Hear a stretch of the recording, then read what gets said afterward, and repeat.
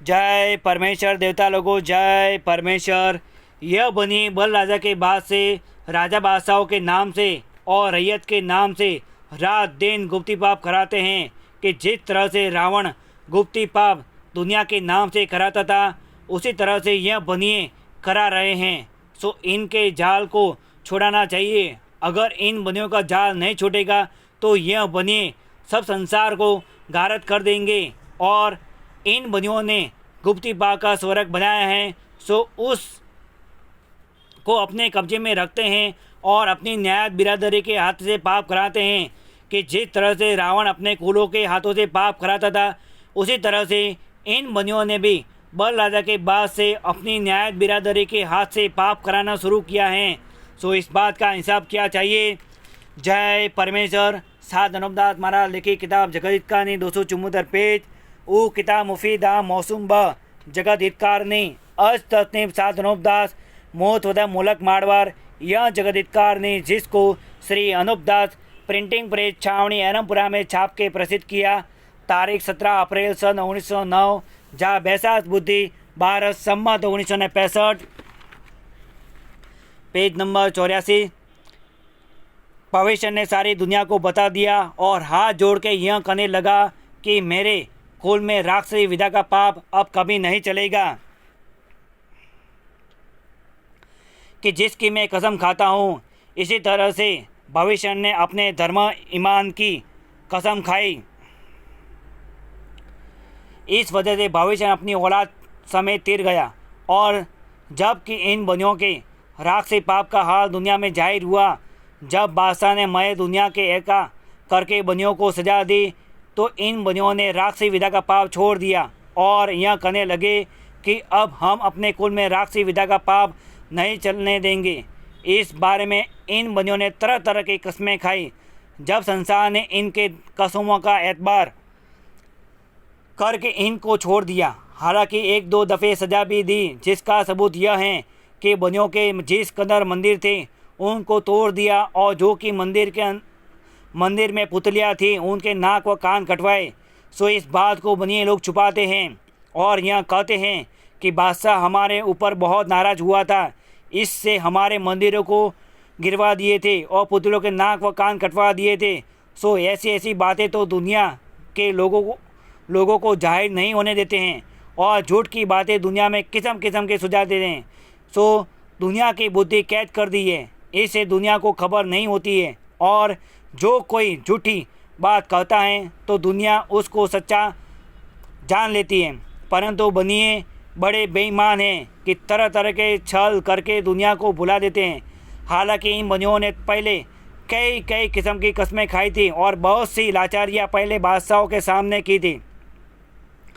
जब बनियों को बादशाह ने छोड़ा था कि अब यह बनिए अपनी कसम के ऊपर रहेंगे और पाप नहीं करावेंगे। अगरचे यह मालूम होता कि यह बनिए दुनिया के नाम का पाप फिर करना शुरू कर देंगे और हमारे बाल बच्चों को अपने पाप से गारत कर देंगे और धन को अपने काबू में कर लेंगे और हमारी अकल को मैं औलाद के कैद करके फिर अपना राक्षसी पाप चला देंगे और दूसरे बादशाहों से मिल के हमारा राज ले लेंगे और हमारे बच्चों को मरवा देंगे।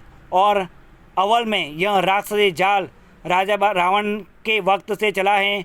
सो जब से 9-10 बार यह जाल पकड़ा गया है कि अव्वल तो राजा रावण के वक्त में यह जाल प्रकट हुआ, बाद उसके हन्नाकुंस के वक्त में जाहिर हुआ, बाद उसके कंस राजा के वक्त में यह जाल पकड़ा गया, फिर कारूम बादशाह के ज़माने में यह राक्षसी जाल चौड़े हुआ और फिर हिंदुस्तान के बादशाह के वक्त में एक बार मालूम हुआ था।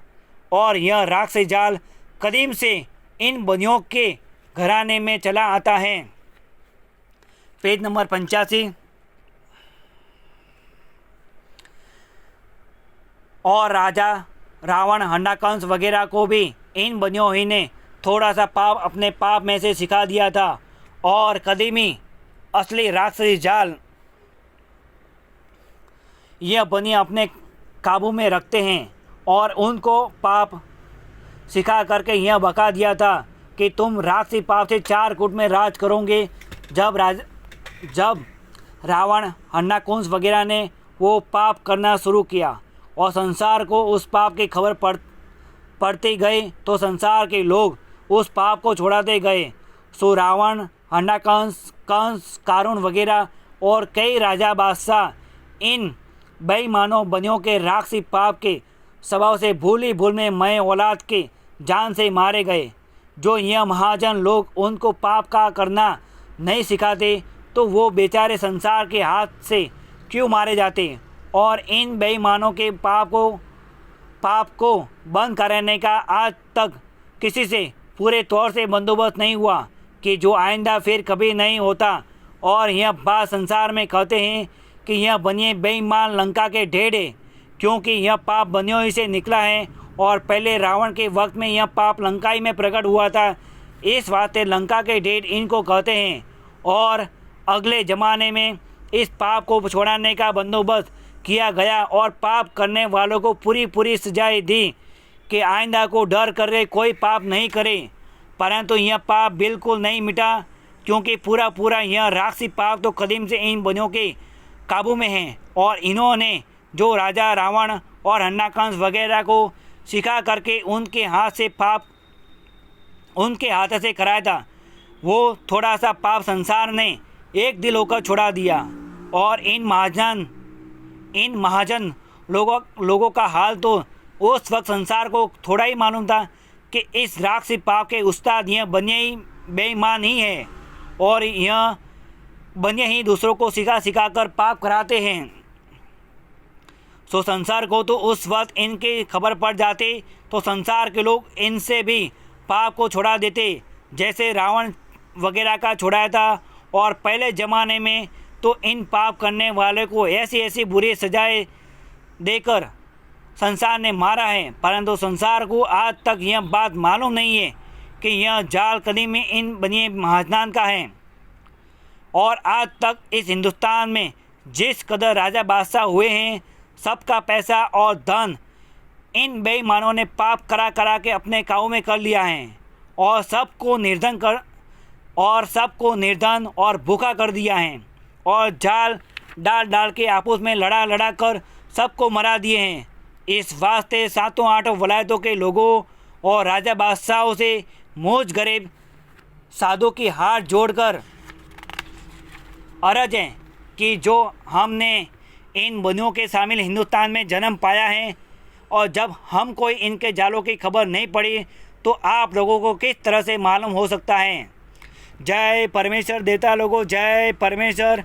सात अनुपदास महाराज लिखी किताब जगत कहानी 274 पेज पढ़ करके बंदोबस्त करो, जब जाके सब संसार की औलाद को अच्छी तरह से आराम मिलेगा।